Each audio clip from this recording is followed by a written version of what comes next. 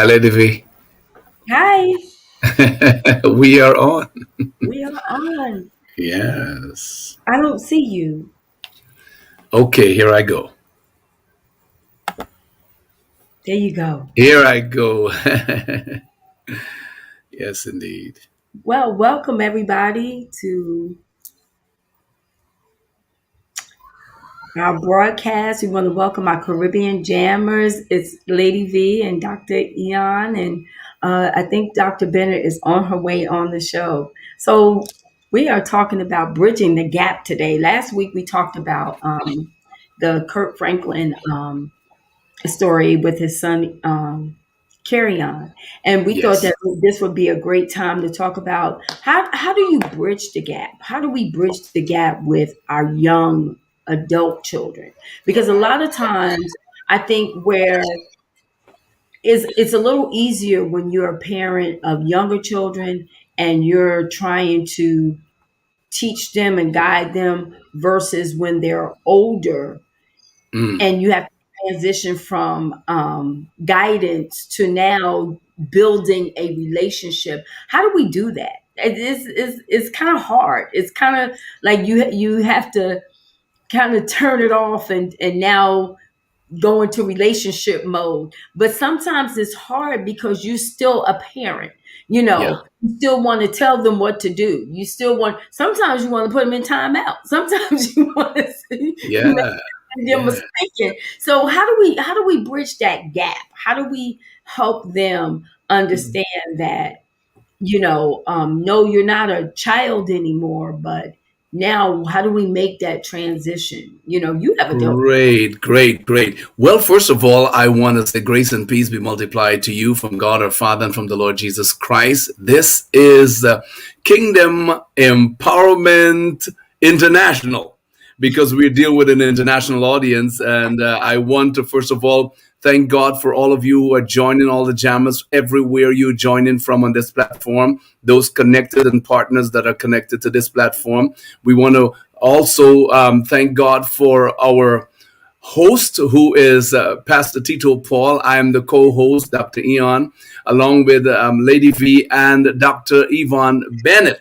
We are having an awesome subject matter this afternoon, and I tell you, it's one of the biggest gaps we have in the world, and that is the generational gap and people gap, pretty much. And we are definitely going to be talking about that this afternoon. And I know you ask a question, and if you can rephrase that question, mommy is in the house, Dr. Bennett is in the house, and we have a lot of wisdom sitting in the chair. Yes. And if we have wisdom, we just don't try to go around wisdom, we go to wisdom. The Bible says, if you lack wisdom, ask of those who have it. And in this case, God has wisdom, but then He has given wisdom to those like Dr. Bennett to give us some instructions as it relates to that particular subject matter on bridging the generational gap. Dr. Bennett. On breaking the generational gap. Well, first of all, I welcome. Thank you for having me on the show, Dr. Leon. It's always good to see you, and we're praying God's peace for Dr. Tito Paul and Lady V. It's so good to see Yes. you. So, well, it's not easy. It's not easy to bridge the gap. It's not easy. We have to be all things to all people. My goodness. Let's start talking about bridging the gap. We want to make sure that we don't put a gap in the gap. That's it. That's so easily done. We can become so standoffish until we put up a wall. Do you know who I am? I'm the adult. Well, when we place things in our children, we expect to see some of that we put in them. My goodness. Whether it be good, bad, or indifferent. But we want to always listen. We want to be that's how you bridge the gap. You have to be able to listen. You can't be so headstrong that because you are the adult and that you know it all. Because listen, I don't know about anybody else, but I learned from the youngest. I really do. I learned from young people things that come out of some of the young people's mouths, it will knock you for a loop because you realize, I didn't know that. Wow. So bridging the gap, you have to be careful that you don't put a gap in the gap. My goodness. Because people, young people especially, as they get older, they do look to us for answers, but we don't want to be so headstrong that they can't come. Yes, yes. You want to keep it. The older you get, the wiser you should get. You keep an open mind because you have to understand that this generation, they don't think like we do. So it's not coming down to their level. So it's causing them to be able to come up. Yes. In areas where they need to come up, but they will never come up if we bash, if we push, if we criticize, if we kick them to the curb, if we talk about their mistakes. When you're bridging the gap, and not keep hounding these young people about mistakes. And, if you had turned out to be like this, if you hadn't done that, we all make mistakes. Yeah. But you want to bridge that gap, you got to do it in love.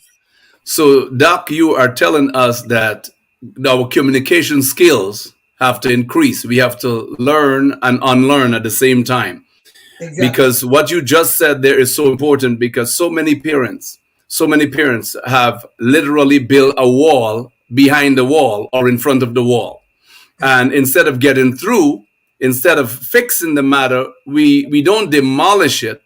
We keep building on the same matter, and you can't get a healing if there's a wound under the bandage, And lots of times we cover the wound because we don't want to communicate. We don't want to talk to our children because we feel we are this, like you said, this adult person that know it all, when we don't realize that they know some things that we don't know. That's why it's very important that we have open communication. Lady V, talk to us a little. I think that a lot of it too, as Dr. Bennett said, it's respect. I think that a lot of times we don't realize that they're watching us. Right. And if they're watching us, we should be their role models. It shouldn't be the people that's on the television, on BET, on social media, the basketball players. It should be where they're setting an example and we're looking at them and they're looking at us and they want to be like us. Like just like my mom. I've watched my mom all throughout my life. Now, we have similar personalities. Some people say we're just alike. We have a lot of things in common, but I've watched my mom. So there's a lot of things in my life. I tell people, if you would really want to know how I am, go spend some time around my mother and my father, because you are normally a product of your parents. You can't get around it. Okay, good, bad, and indifferent. If you cuss and you fuss and you scream, 9 out of 10, your children are going to cuss and fuss and scream. That's it. But growing up, I watched how my mom talked to people. I watched how she handled people. I watched how she helped people. So I wanted to be like her when I grew up. I thought she was super cool. My friends thought she was cool. So I was like, okay, well, this is so. A lot of times when people say, well, you're like this and you're like that. Well, I'm a product of my environment. I'm sorry. I wasn't allowed to talk to people any kind of way and treat people any kind of way. And I think that that's the bigger thing. When we talk about bridging the gap, it's about respect. And I love that. I don't want you to, and this is really big in the workforce, because working with young people can be a little tricky. Oh my goodness. They are coming from somebody else's home. They're not your children. They're coming from somebody else's home, and they can be a little challenging when they come on the job. So stuff that you put into your children is not, but that's somebody else's child. And they say some things and they challenge you, and you have to remember that is not your seed. So what you say to them is going to really, really make a difference in how they are going to respect you. And if I talk to them any kind of way, yes, and I don't respect them, that's normally what I'm going to get back. If I give them attitude, you think about it when you go in the store and you see a young person working in the store, and they may have an attitude. Hello. I had one yesterday. Sometimes they don't speak. Sometimes they roll their eyes. They're on their cell phone. They're doing the most. But you still have to remain in character. You can Yes. Excuse me. I've seen Dr. Bennett do it. Excuse me. Excuse me. You know me. Sometimes I ain't there yet. You may just flip out. I know. But I've seen her do it, you know, and I so appreciate. She'll go, "Excuse me, can I get some help over here?" You know, that takes some growth because sometimes it's the approach. Say, do you not see me standing here? It's the approach. Communication is not just talking; it's action too. Because you can communicate with body language. I had a situation just yesterday with a young girl. I think she might have been a young, small 18 or a little over that. But I said what I wanted, and she did something totally different. And then she went to the other guy, and I looked at her. I said, "It's okay. All you can do is change that and put this one, and we'll be fine." I shut it down because they are looking for a reaction because they are accustomed to having someone hit them back with the same attitude that they bring. Children live what they learn. Whatever you show a child, that child will believe and they will trust and they will make that law. And when that thing become a law in your house, they will turn right back to you and say, "Ma, Pop, you did that. Yeah. I saw you like this and I saw you like that. And so I'm doing what I have seen." But at the same time, we have to be careful. And you just said it, to respect where they are. One of the things my young 18-year-old would say to me, "Dad, you know, what I need from the adult is understanding." Just understand, because they're trying to communicate at their level. Yeah. And they have a lot going on in their head, but they know they're not adults. But yet they want to think like adults being a child. And so you have this two worlds going on in their head at the same time. The Bible says when Jesus was leaving the earth, and we're not using scripture only, but we use a natural thing. But in this case, Jesus was leaving the world. He was going back to his Father, and he met his disciples at this mount. And he said to them, "Go into all the worlds." All the worlds. He said, you have one gospel to preach, many worlds to impact. So they have a world they live in. The young people live in a world that we need to know how to get into that world by getting into their head. And that comes through proper, and strategies got to change. Communication styles have to change. If you used to shout at them, I learned something. My shouting took me nowhere. I was losing while I was shouting. Yeah. And they tuned me out and turned me off, and I can talk all I want to talk. They weren't listening to me. Until one day they say, "You know, you were shouting too much. That's why we couldn't hear." But in addition to Go ahead. To respect, and I do know that is really the key. Like Lady V said, respect. We have to make sure that our expectations is not too high. You should not expect a child 18, 19 years old to know what you know.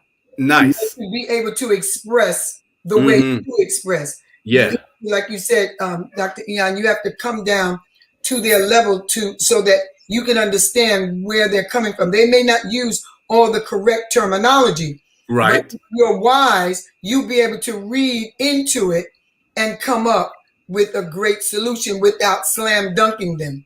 And my goodness, it's always to young people.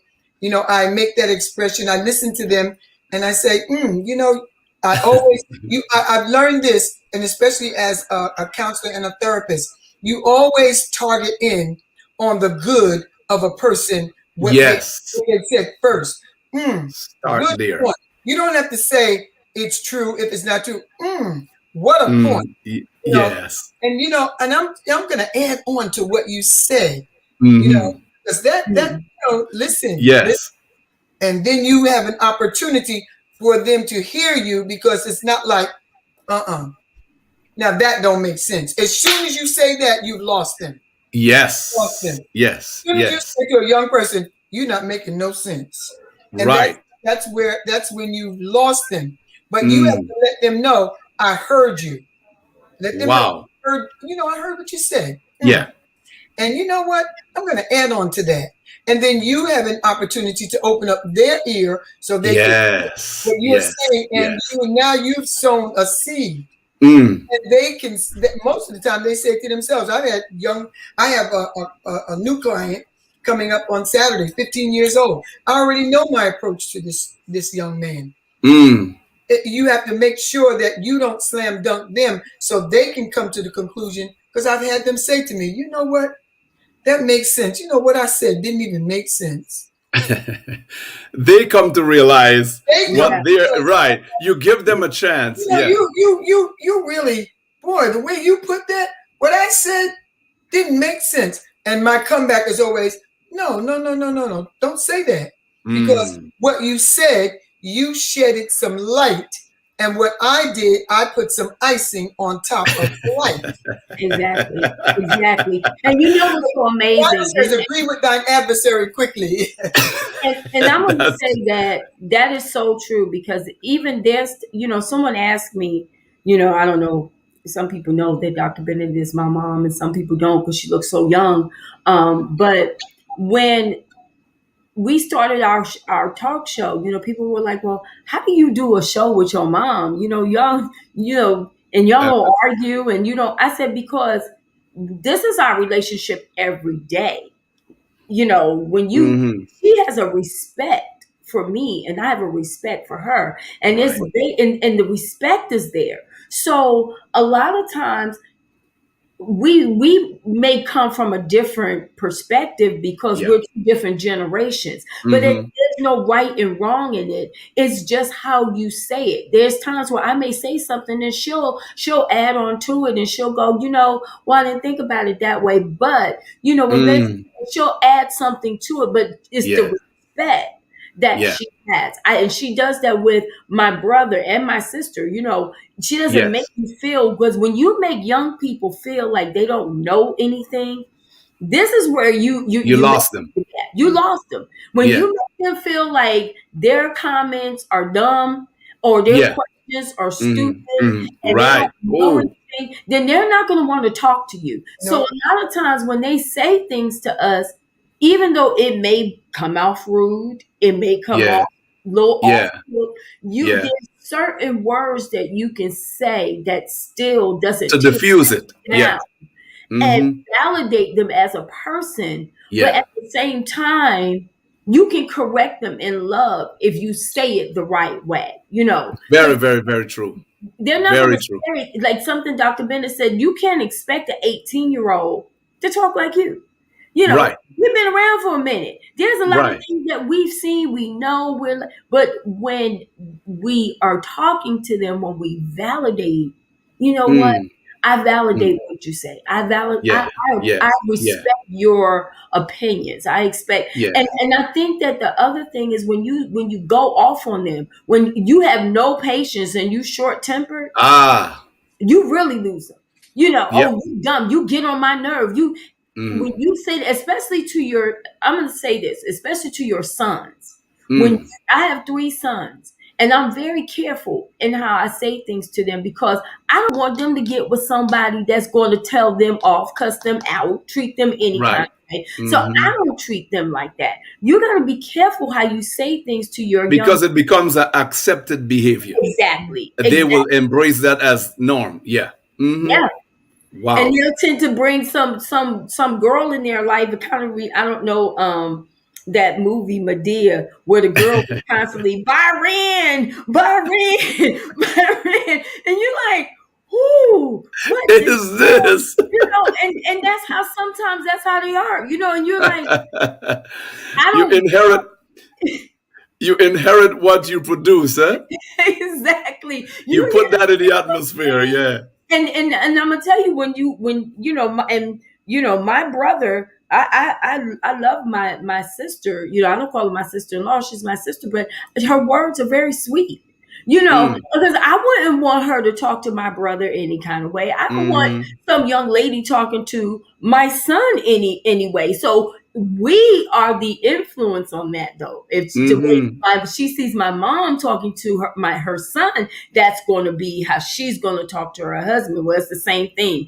I don't want anybody talking to my son any kind of way, so I don't want to talk to my son any kind of way. That's how you You bridge know the gap. that yeah, that's a great way. And the thing about it, we have to be careful not to be dismissing their Yeah, questions.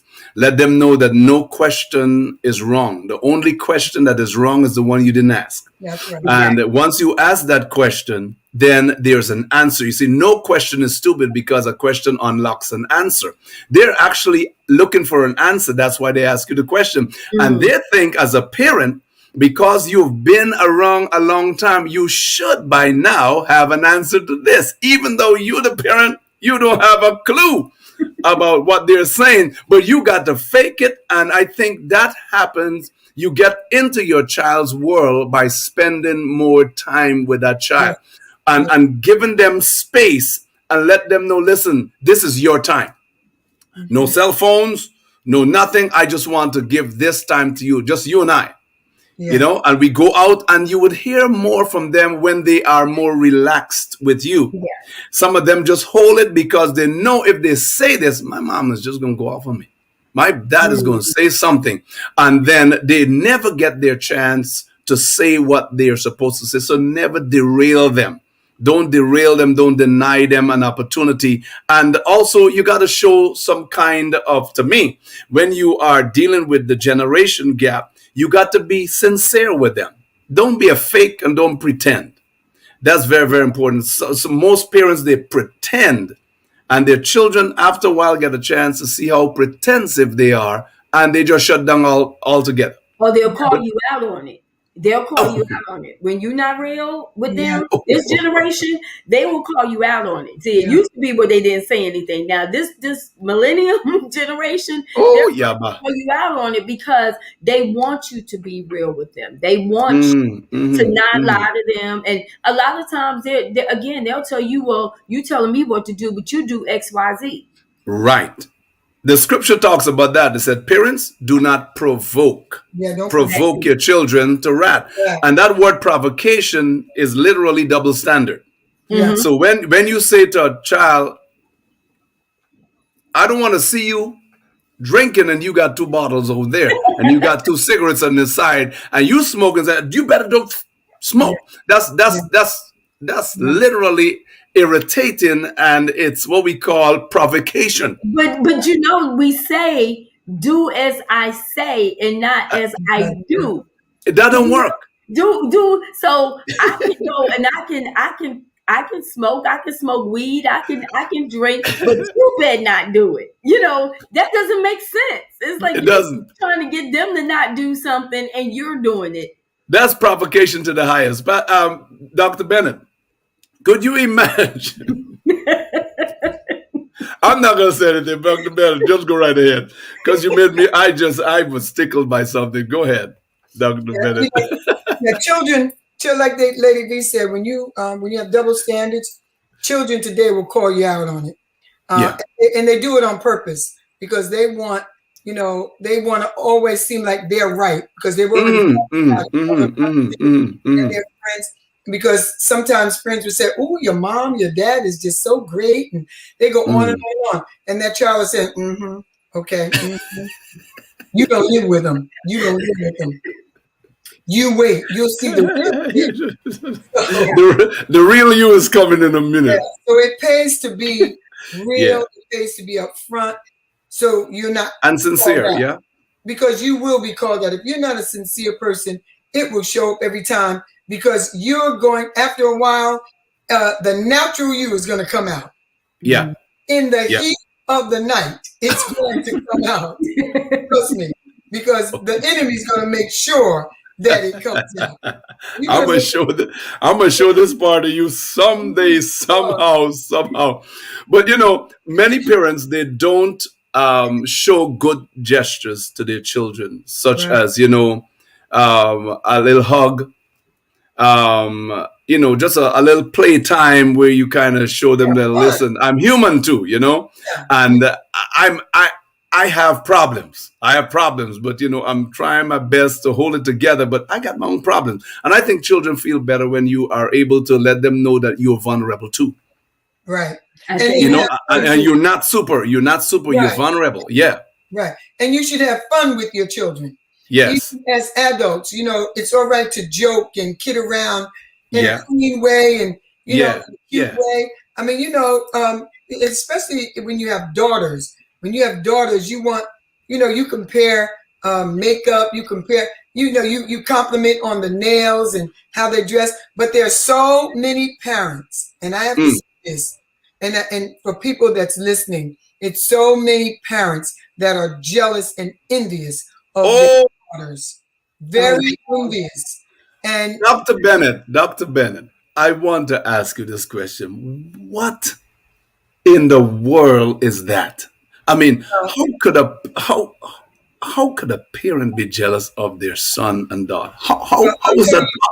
I'll tell you, what mothers sometimes get very envious of their adult daughters because, especially if they're getting older and they see the adult daughter younger and dressing a certain way and so forth.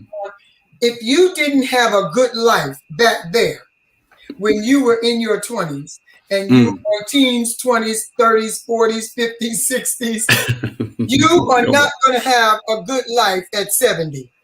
If you didn't appreciate the way you looked, so it's no reason. I mean, Lord. Listen, my daughters, they're gorgeous, absolutely gorgeous. Yvonne is gorgeous. She's gorgeous. She keeps herself up. Danielle is gorgeous, but there's no envy because I have always kept myself up and I still keep myself up. But I don't expect to look at 75 like I'm 31 or 56. No way. But I like the way I look. But parents, sometimes mothers are very jealous of their daughters. Well, and another point, mothers can get jealous of their daughters when their daughters are very close to their dads. Okay. And girls can get very close to their dads. So mothers sometimes get very jealous because they feel that, all of that belongs to me. But that child belongs to that father also. As well, yes. Learn how to bridge that gap. Yes. And not feel some kind of way. I mean, look, let's be real. All you didn't get out of this man, he's 70-something years old, and you 70-something years old, you ain't going to get but so much now. Okay, let's be real. It is what it is. So if the father is close to that dad, you just keep that love going, okay, and maintain what you have, and not look at a certain point in your life for increase. You maintain so that you can share that dad with that daughter or that son. But I think that also when you're bridging the gap. And outside of parenting, when you look at even in role models, like I look at Cicely Tyson, I watched her from a little girl, a little girl. I remember when they made her look old and she was young, and I always admired her because of her. You never heard you never heard anything bad about her. You always heard good things about her. You always heard good things about Maya Angelou. The women of older, that have gone on, you saw them live their life and they lived it so dignity with dignity. So you wanted to be like them when you grew up because they had such wisdom. You wanted to sit around and talk to the older women because they knew so much. But now it's such a competition. My goodness. Older. It's like we are afraid. We can still look young, but we should not be afraid to become wise. That's different. You see these older men, and I'm just gonna say it. When I see an older man and he walking around and his pants are sagging and he got the snap back and is to the back and he's like one of the kids out there, I'm like, what's going on? You know, because you're too old to look. That's not fitting in at all. You're not sitting. And when you look at women who are in their 50s, we should know how to dress. We should know how to talk. We should know how to carry ourselves. Yeah. We should be setting the example for the younger generation, and there is no competition. When I hear people say, "Oh, so and so is afraid to get older because you know the younger ones are coming in and taking over the music industry," look, it doesn't matter because we are, like Dr. Bennett said, we are going to get older. You know, I can't be like I was when I was in my 20s. You know, I can't be like I was in my 30s.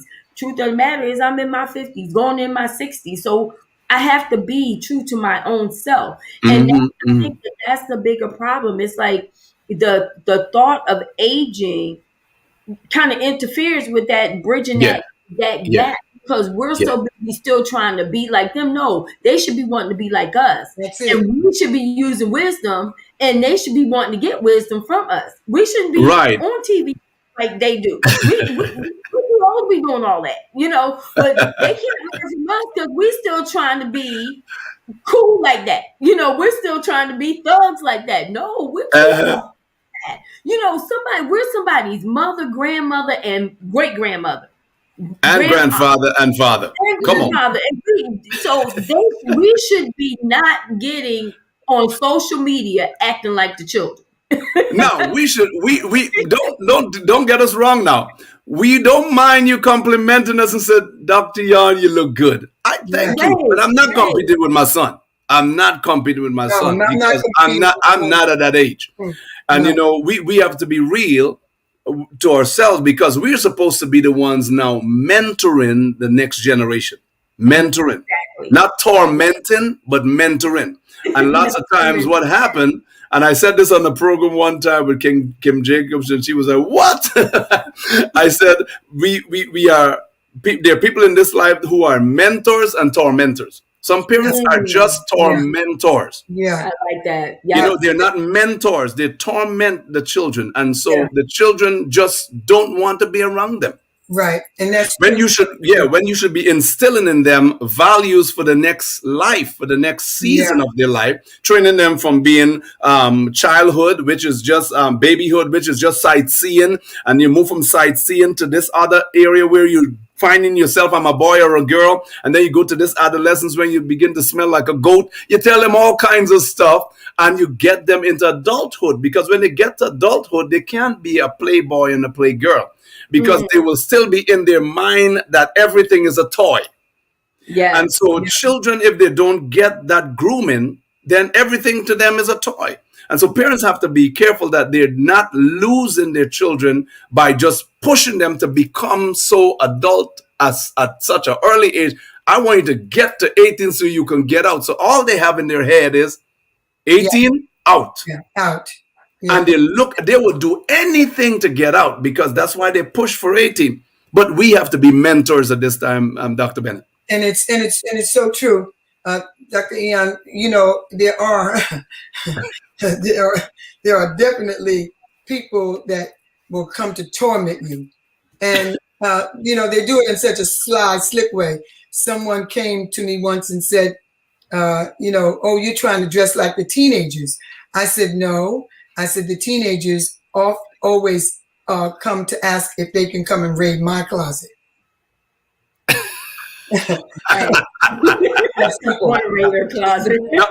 That means Dr. Bennett got swag. Yeah, it's just all it is. You're a woman of class. And one young lady made me feel so good, because she was going to her 8th grade. I think she graduated from the 8th or 9th grade dance or whatever they do in school. And she came to me and she said, Dr. Bennett, that outfit that you wore on that Sunday, I would like to know if I could borrow that outfit for my goodness. And she looked so tasteful in it. And you know, there were people saying, there is no way she's going to get into that. I said, watch it. She will. And she did. She looked absolutely gorgeous. But people respect you for how you carry yourself. That's it. I'm not trying to dress like the teenagers. I just happen to be a stylish person all my life. Yep. I mean, I am the way I am now, the same way I was and I guess when I was 20, I must have looked like an older woman because I dressed the same way. I've always been a stylish person. So, and I create my own styles. I don't Style ahead of the game. I create my own styles. My clothes never go out of style because I create my own styles. That's right. So you should not be envious of anyone, and especially your children.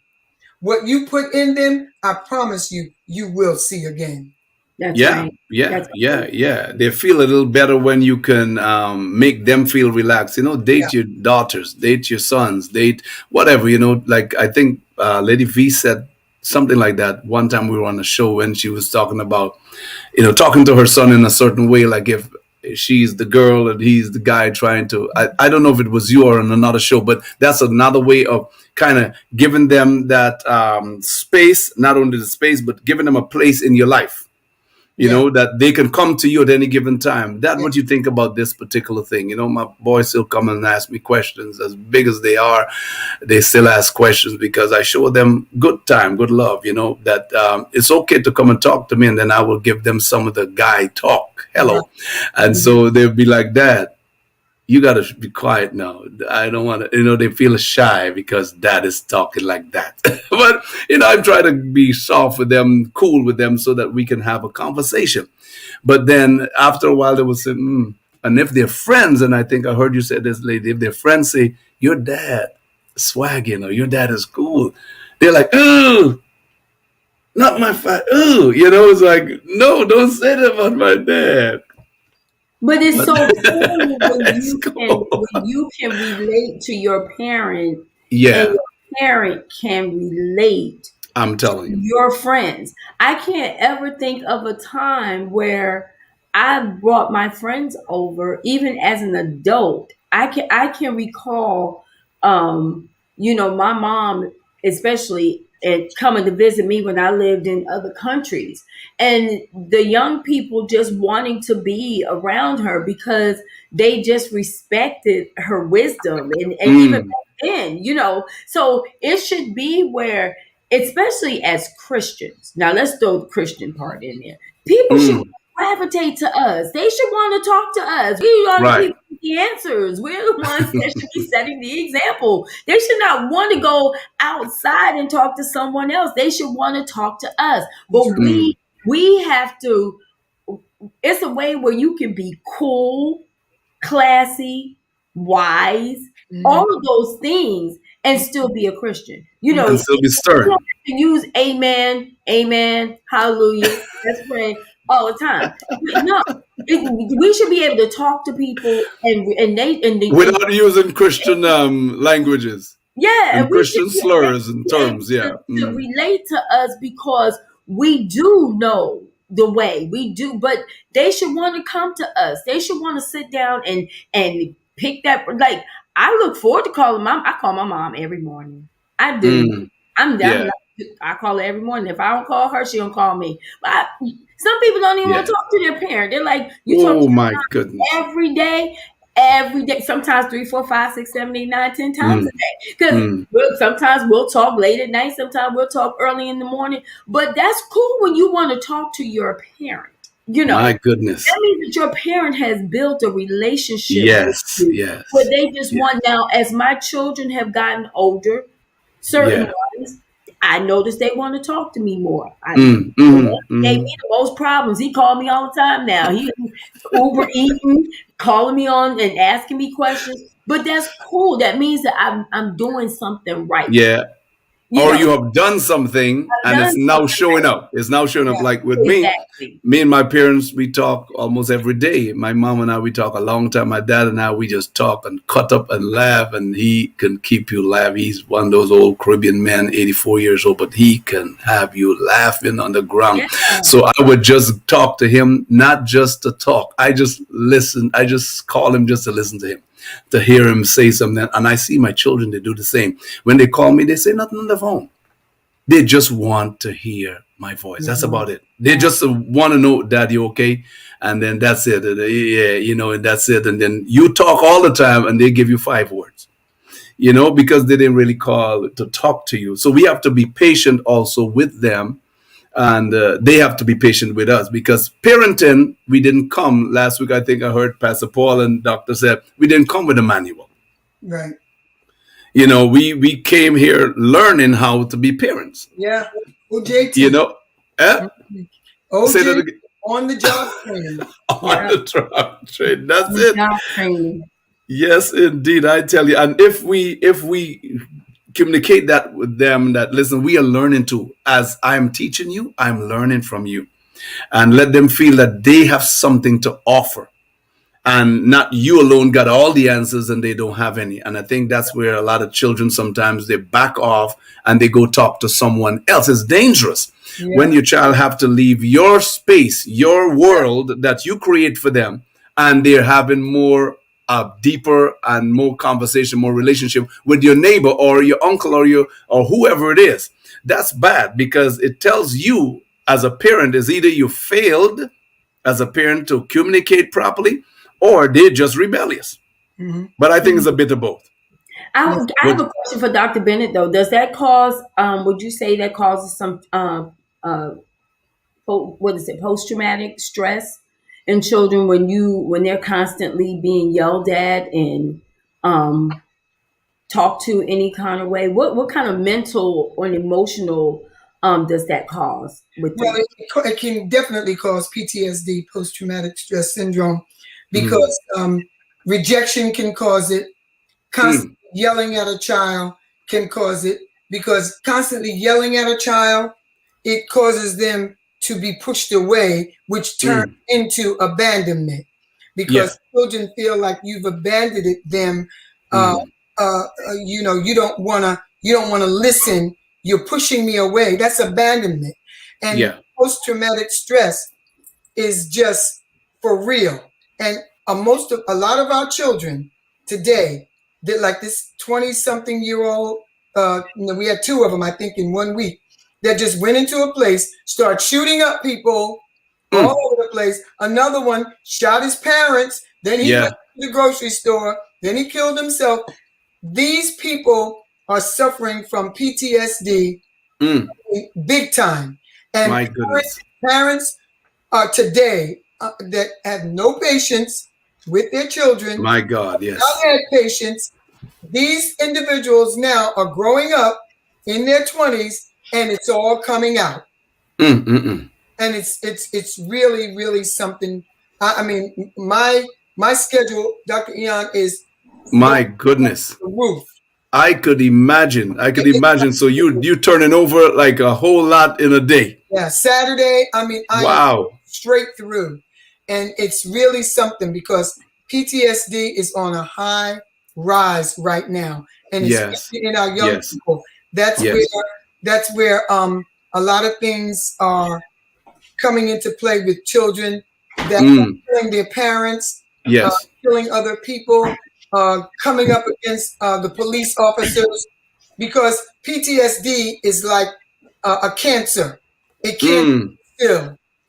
It metastasizes. My goodness. It grows, and it starts low, and if it's not maintained, if you don't go to therapy and learn how to maintain that thing, it's going to escalate. Yes. Metastasize. And once it metastasizes, you can expect anything from that person. My goodness. And doctor, I know we have a lot of children based on their environment who live in their head. Yeah. They literally live here. Yeah. And every day that's where they are, in their head. And their world is there. And no matter what you try to do, they are definitely rebelling against that particular word or environment or the person or their father, mother, uncle, whoever, because they're up here. Now, how do we get into and what are some ways we can get into their head? Well, you can get into their head by, first of all, allowing them to vent. You have to allow them to vent, because so a man thinketh in his heart, so is he. You let them vent. You have to listen to them and let them vent, no matter how ugly it is.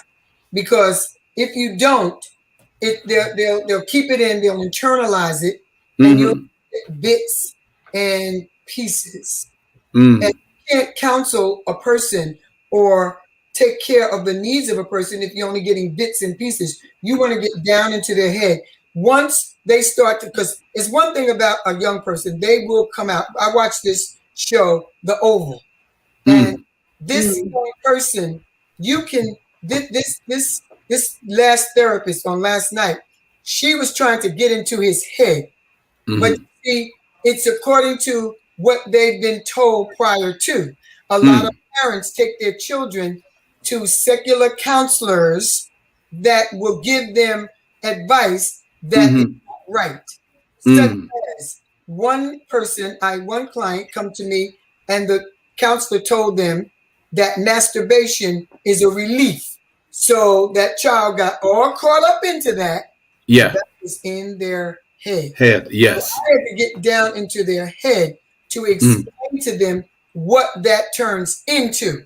You're right. Now, you're doing it right now for pleasure, but it's going to take over your life. Yes.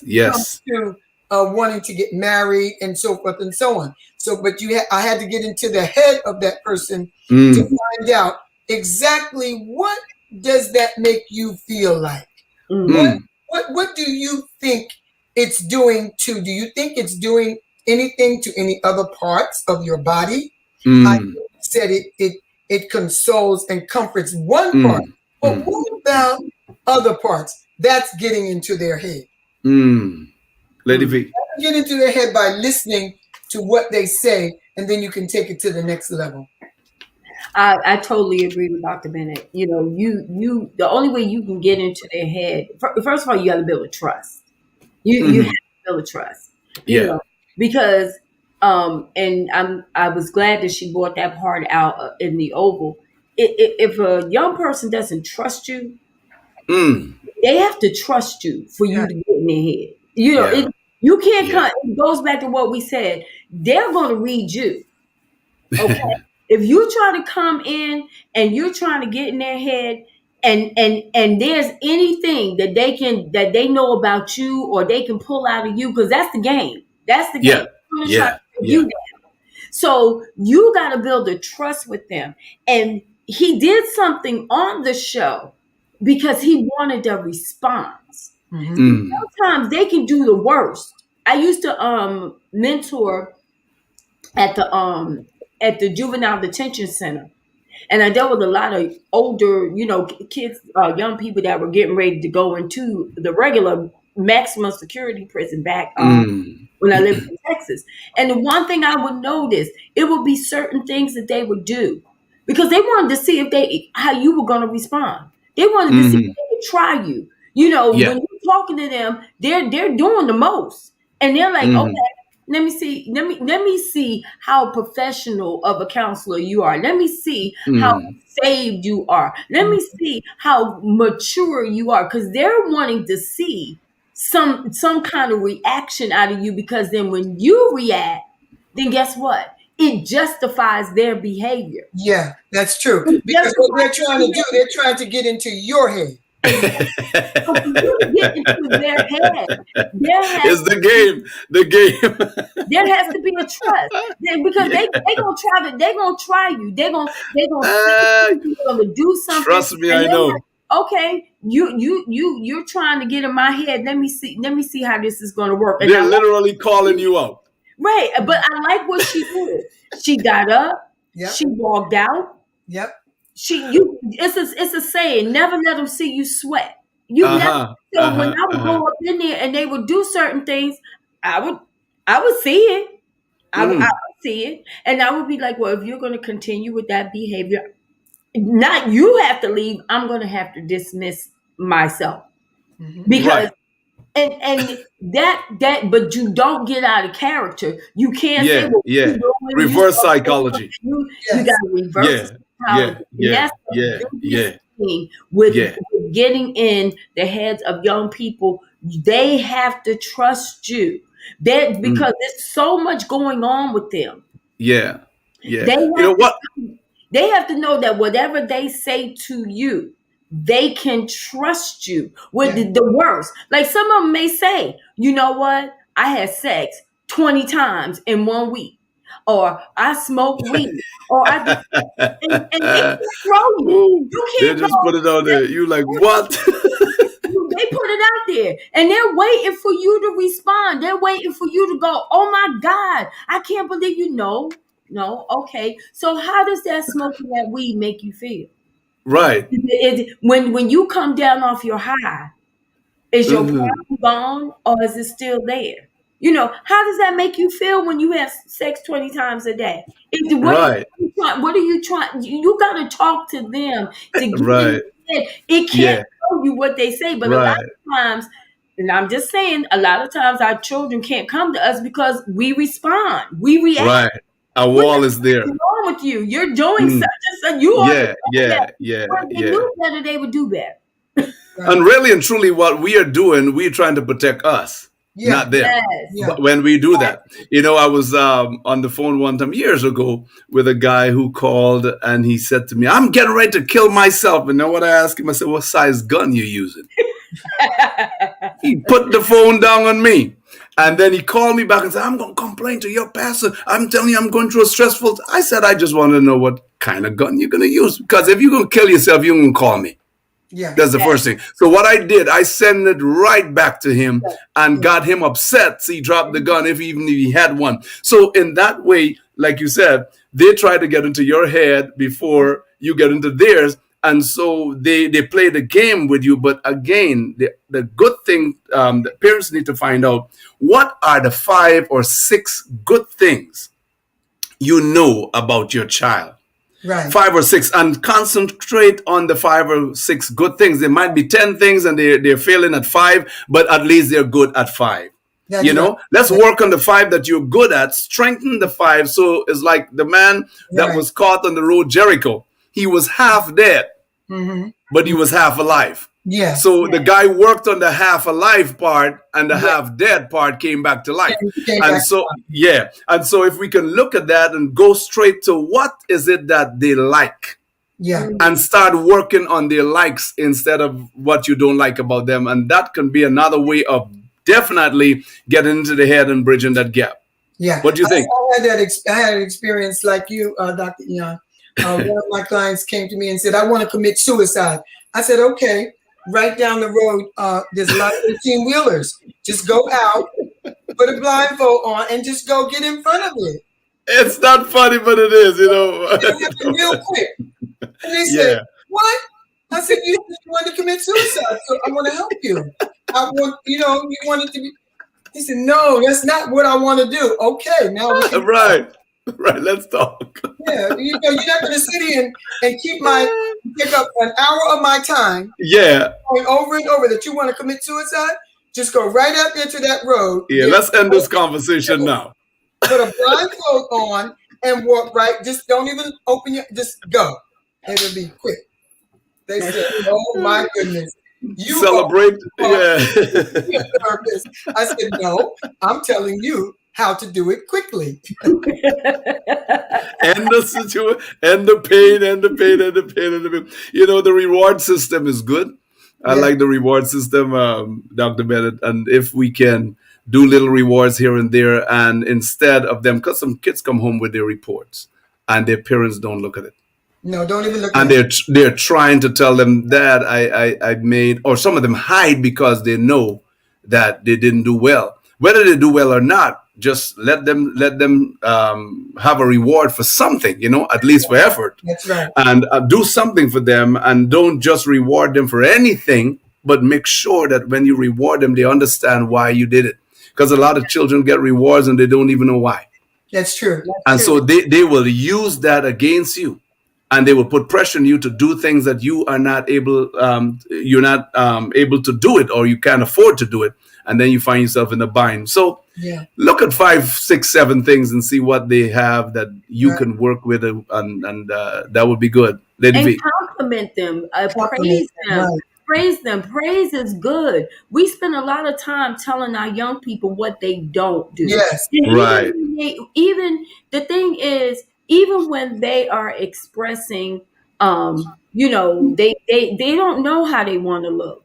Some of them get off into the different hairstyles or whatever. There's so many things that you can do to turn the negative into the positive. Mm. Let them know, oh, you look really pretty today. Oh, okay, you colored your hair. Oh, that's different. That looks pretty good. Because sometimes it's easier for us to lean to the negative than it is to Mm. lean to Mhm. the positive.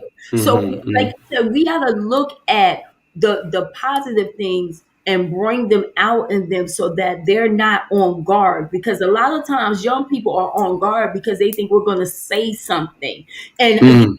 their parents may be. I remember my first time going to Baltimore, and it was doing some type of thing that they were having, and the young people looked it was a whole group of them that looked real different.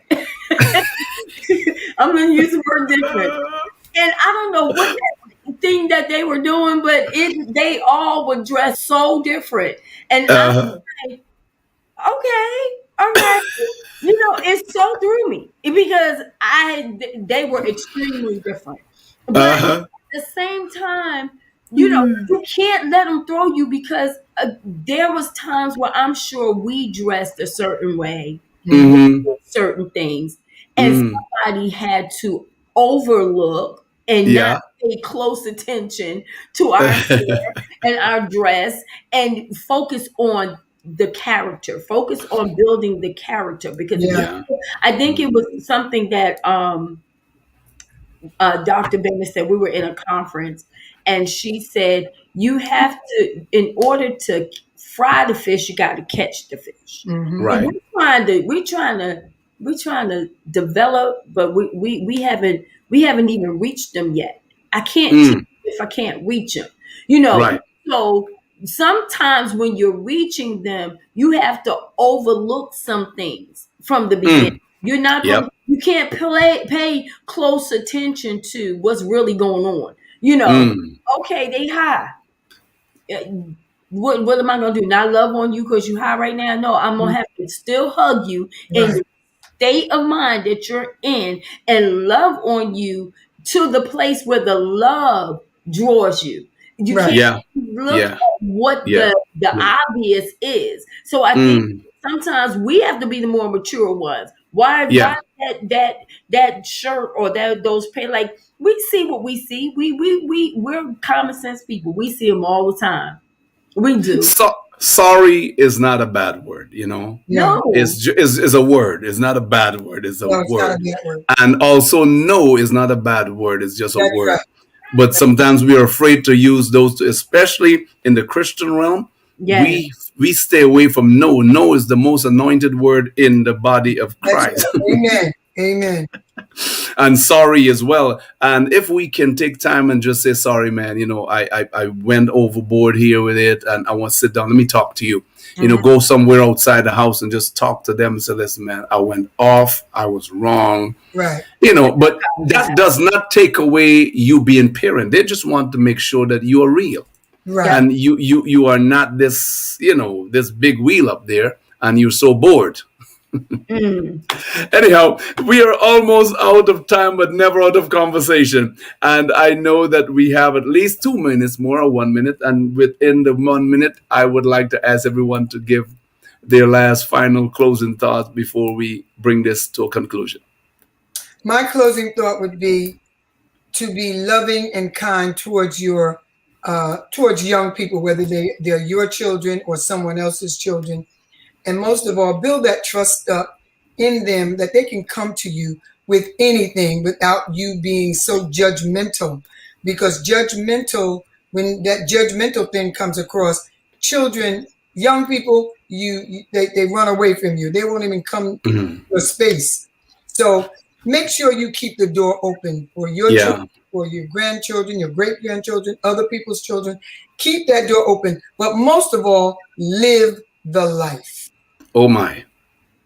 I'm gonna say Let keep it real. Keep it keep real. it real. Keep it Keep it real. real. You bridge the gap when you keep it real. Don't let what young people do throw you. You keep it real Mm-mm. with them. Yeah. They'll keep it real with you, and Yep. that bridges the gap. Yes, and also just make sure that you're transparent and you are not just reliable, but you are also sincere. Correct. Yeah. That's good. Love. Love. Listen, you have been tuned in for the last hour to Kingdom Empowerment International. I'm your co-host. Our host, Dr. Tito Paul, is not here. Pastor Tito Paul, he's not here right now, but we are standing in for him. Thank you, Lady V. Thank you, Dr. Bennett. And we're looking forward for next Wednesday, same time, at another Kingdom Empowerment. God bless you all.